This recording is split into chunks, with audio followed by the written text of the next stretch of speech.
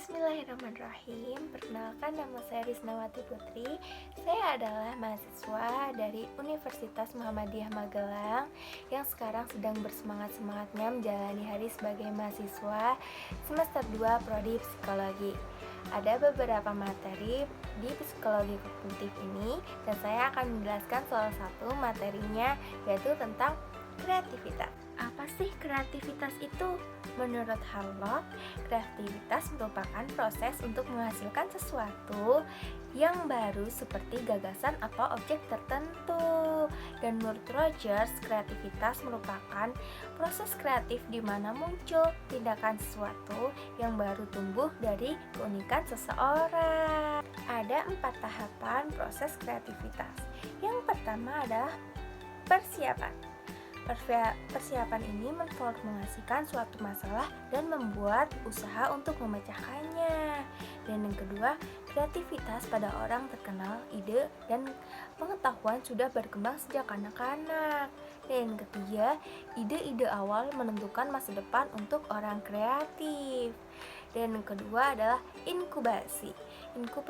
Inkubasi adalah seseorang tidak punya usaha untuk menyelesaikan masalah dan mengalihkannya ke hal yang lain. Posner 1973 bilang tahap ini membebaskan kita dari pikiran yang melelahkan akibat proses pemecahan masalah. Inkubasi membantu kita untuk menyusun kembali pemikiran-pemikiran suatu masalah.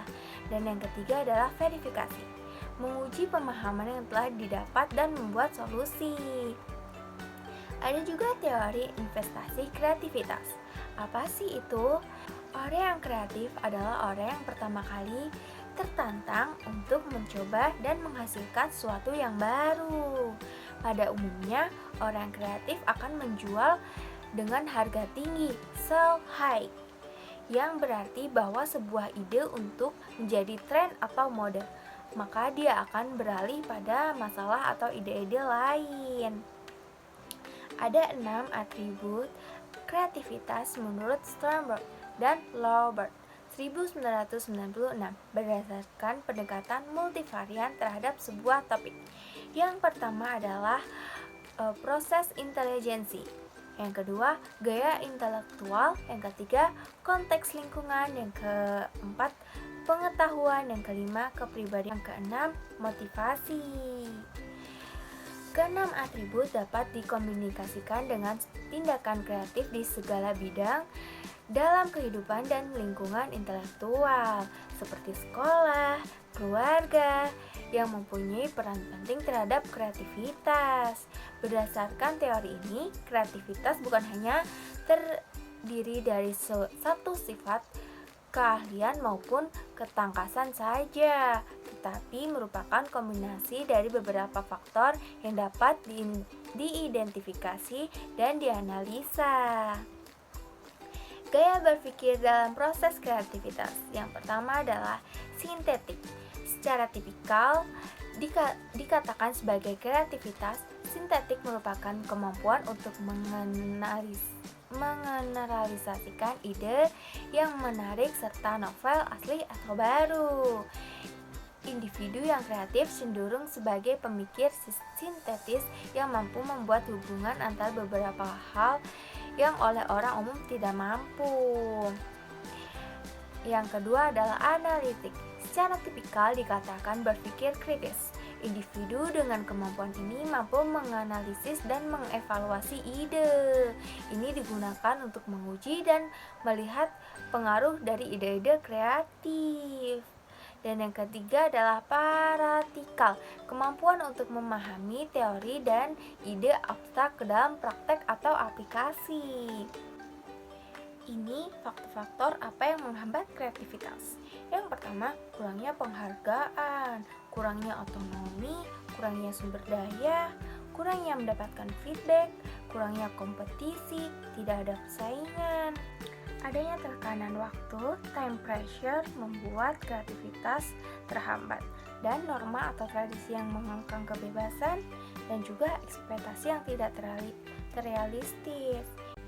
Nah, mitosnya nih, beredar kalau kreativitas itu hanya dimiliki oleh orang-orang yang hebat, oleh orang-orang yang pintar. Pemahaman yang kayak gini nih yang menghambat seseorang untuk hidup secara maksimal. Mereka tidak pernah menggunakan berbagai kapasitas yang luar biasa, salah satunya adalah imajinasi. Imajinasi adalah kunci untuk berpikir kreatif. Dan setiap orang memiliki, dan masalahnya adalah bahwa selama ini kita menggunakan imajinasi itu deduktif, tidak konstruktif. Kita menggunakan imajinasi untuk membayangkan hal-hal yang menakutkan. Contohnya kalau kita gagal, atau kalau kita itu tidak sukses, atau bahkan kalau kita itu tidak bisa melakukan hal yang ingin kita lakukan gitu. Jadi gimana sih meningkatkan kreativitas itu? Caranya, kreativitas itu sebenarnya adalah skill yang memungkinkan seseorang untuk memproduksi karya yang unik, dan orang yang kreatif itu mampu menghasilkan ide-ide yang orisinil dan berbeda dari yang biasanya. Gimana caranya untuk meningkatkan dan mengembangkan kreativitas? Kreativitas adalah kemampuan untuk menghasilkan atau mengembangkan karya asli, teori, teknik, atau pemikiran. Orang yang kreatif biasanya menampilkan orisinalitas, imajinasi, dan ekspresi.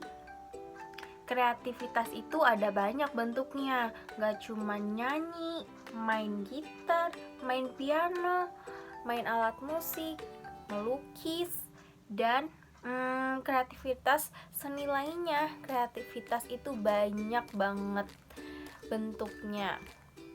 Terus apa sih yang membuat seseorang itu dianggap kreatif? Kreatif itu lebih mirip dengan keterampilan yang dipelajari daripada kualitas bawaan.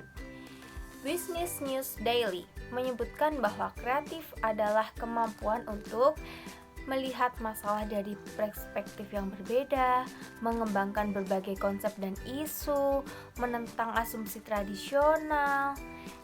Nah, keterampilan butuh dilatih supaya dikuasai. Gimana sih meningkatkan kreativitas? Yang pertama adalah proses yang aktif. Kamu harus secara aktif mencari sumber inspirasi yang bisa memberi kamu ide-ide atau memotivasi kamu untuk memproduksi karya yang belum pernah diciptakan sebelumnya. Inspirasi sebenarnya ada di mana-mana, tapi hal-hal itu tidak akan menginspirasi kamu kalau kamu tidak secara sadar memperhatikan dan menghargainya. Yang kedua, menurut Alan John, ada kebaikan dalam bekerja dan ada kebaikan dalam istirahat. Lakukan dan jangan abaikan keduanya. Hah? Apa sih maksudnya ada kebaikan dalam bekerja dan ada kebaikan dalam beristirahat? Nah, ini nih dua elemen yang emang harus kalian satukan. Gak boleh ada yang lebih dominan salah satu. Karena istirahat yang penting banget buat otak, karena otak kita gak bisa bekerja terus menerus tanpa adanya istirahat. Sewaktu-waktu otak kamu perlu istirahat dari mengambil dan memproses informasi. Dan menurut Dr. Sandy Mann, penulis buku The Science of Boredom, memanfaatkan next sense ini dengan memilih aktivitas yang membutuhkan sedikit konsentrasi atau bahkan tidak sama sekali. Next sense itu tidak melakukan apa-apa. Contohnya adalah jalan-jalan, berenang, atau bahkan hanya duduk dengan mata tertutup dan membiarkan pemikiran kamu mengembang kemana-mana, mengembara, dan tanpa musik atau stimulasi untuk membimbingnya. Contohnya kayak misalkan aku lagi benar-benar gak bisa berpikir ya, aku tuh pasti kayak jalan ke suatu tempat, entah ke warung atau aku membeli suatu minuman, tapi aku jalan kaki, gak naik motor gitu, sambil aku ngeliat kanan kiri, dan aku tuh kayak fresh aja gitu. Jadi menurut aku memang benar ini tuh benar-benar efektif untuk meningkatkan kreativitas, karena aku waktu jalan-jalan tuh kayak berpikir, oh jadi tuh gini, kalau misalkan aku nih misalnya lihat sesuatu tuh, oh ternyata tuh ini bisa begini ya, itu bisa begitu ya, jadi kayak bener-bener bisa gitu. Selanjutnya, ketika kita mengosongkan pikiran dan tidak melakukan apa-apa, otak kita akan mencari stimulasi, dan kalau kita tidak bisa menemukannya, pikiran kita yang akan menciptakannya. Terus cari tugas atau peluang yang bisa mengembangkan pikiran kamu gitu. Contohnya ikut organisasi yang membuat ilmu kamu bertambah, seperti itu. Yang harus kamu ingat adalah untuk selalu membuka pikiran terhadap hal-hal sekeliling kamu, sesimpel apapun hal itu. Terus, dan jangan lupakan make sense, karena otak kamu itu butuh istirahat. Terus, menurut Max Wheeler, jika kamu sedang tidak berpikir, justru itu otak kamu bisa berpikir lebih keras dibanding saat kamu berpikir. Kok bisa sih? Iya, karena otak kita kerja keras ketika sedang melamun atau tidak fokus buat berpikir. Jadi otak kita itu akan memunculkan insight saat kita itu tidak berpikir gitu. Jadi itu adalah salah satu cara meningkatkan kreativitas. Jadi di sini kesimpulannya adalah kalian tuh bisa berpikir secara kreatif apapun. Jangan berpikir kalau orang-orang kreatif itu orang-orang yang bisa menciptakan lagu saja, atau yang bisa menciptakan lukisan saja, atau bahkan yang hanya bermain musik atau bermain alat musik piano, gitar. Enggak, kreatif itu semua kayak pengetahuan, ilmu biologi, dan teknik pun bisa disebut kreatif kalau kalian bisa menciptakan hal yang memang hal itu baru, dan membuat ide-ide yang orisinil yang berbeda dari biasanya. Jadi kreatif itu nggak hanya sekedar bermain musik aja, kalian bisa mencari ide baru tentang semua hal di dunia ini, apapun itu pengetahuannya. Semoga kalian paham dengan materi yang aku bawakan. Terima kasih sudah menonton sampai selesai. Dan kalau kalian kurang paham, boleh banget kalian komen di bawah sini ya. Nanti aku akan balas komen kalian. Bantu aku like ya. Pokoknya terima kasih udah nonton sampai habis. Aku pamit undur diri. Maaf jika ada salah kata. Sekian dari aku. Wassalamualaikum warahmatullahi wabarakatuh. See you guys. Thank you.